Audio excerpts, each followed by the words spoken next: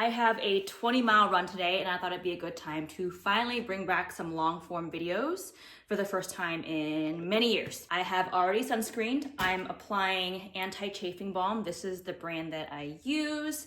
Here is where I like to put it. Definitely inner thighs for sure. And I've also learned the hard way that balm here for myself and here is really important. I am 6 weeks out from the London Marathon. This is gonna be my very first ever marathon, and today is a 20-mile run. 10 of those miles are going to be at marathon pace.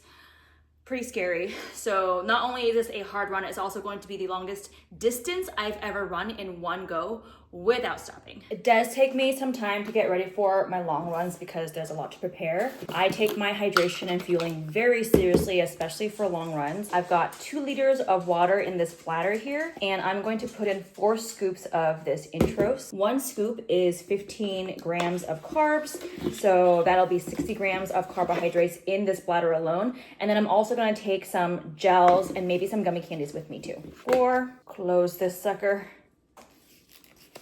Nice and tight. There's already ice in here.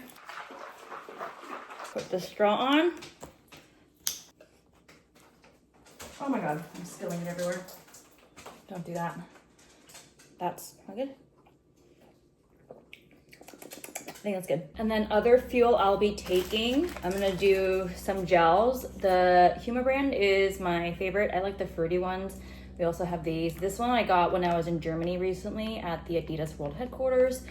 It's pretty okay, does not upset my stomach. And then for fun, I'm also gonna toss in some Percy Pigs. For fueling during long runs, you wanna go for low fat, low fiber options. Ideally a combination of glucose and fructose because the combination versus strictly glucose alone increases the oxidation rate. I'm going to measure out Percy Pigs. Okay, I'm planning on fueling every 30 minutes during my run. So it'll be like 30 minutes, 1 hour, hour 30, 2 hours, 2.5 hours, and then I'm expecting to go roughly 3 hours. So that should be fine. But obviously, in addition to this, I have 60 grams of carbs in the fluids as well to help top things off. Let me run you through all my gear. This is the high support sports bra from Adidas. I've got some running shorts, also from Adidas. The shoes I'll be wearing today, freaking so good. This is the Adios Pro 4 from Adidas, obviously. I've worn them once as a practice run on my 17-mile run a couple of weeks ago. These are the shoes I will be running in for the London Marathon. These are so fantastic, so I wanna take them out for one more spin before the big day. Hydration vest is Adidas Terrex. I've got the 2 liters of fluids in the back. In the front pocket on one side, I like to put all my gels in one pocket. It's quite deep. And then in the other side pocket, I like to slide my phone in there. I also bring along a mini anti-chafing balm in case I need it during the run. And here's Ollie, who's not going to be coming on the run with me, but he's very cute. Sunglasses from Amazon, clip my bangs back, and we're dressed for the run.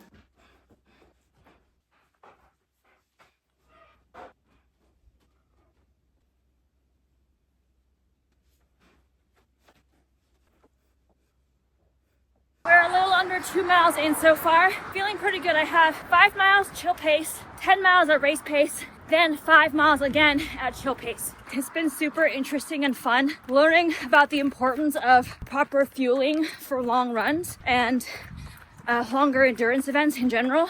Also cool to implement the changes with intentionally eating more carbs and feeling the performance improvements right away. We're nearing the end of our 5-mile start at chill pace, and then we're gonna go into 10 miles at race pace.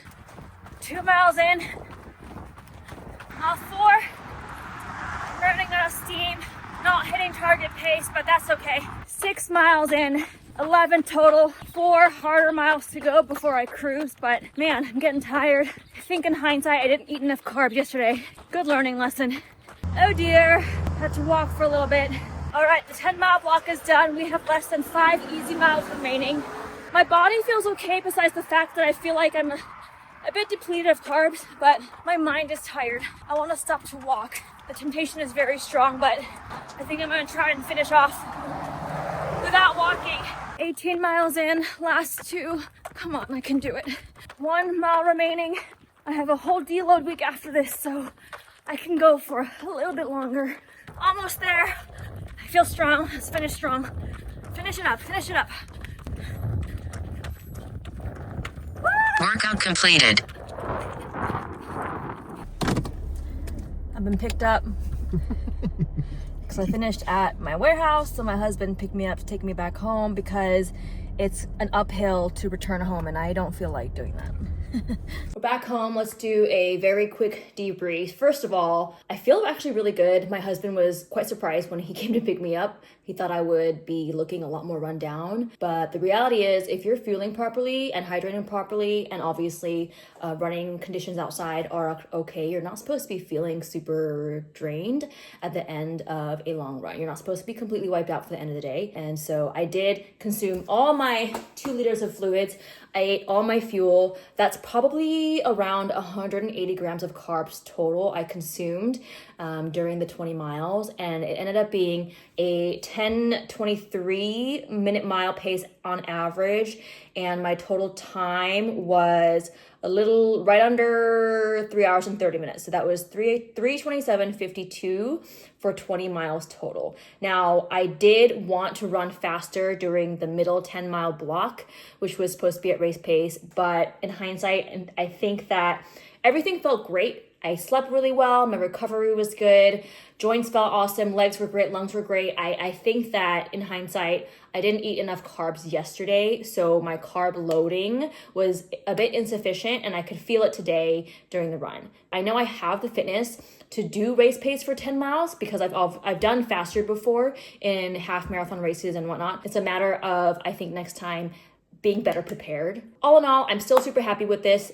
Still definitely a lifetime distance PR. I'm very proud of myself. I walked twice during today's run, but I didn't stop at any point. And I felt super, super solid even at the end. So for that, I am very happy. I'm going to take a deload week and then I'll come back, and in 2 weeks time, I have my longest run, which is going to be 21 miles. And then we'll start to decrease the mileage going into race day. Thanks for tuning in. I will catch you next time.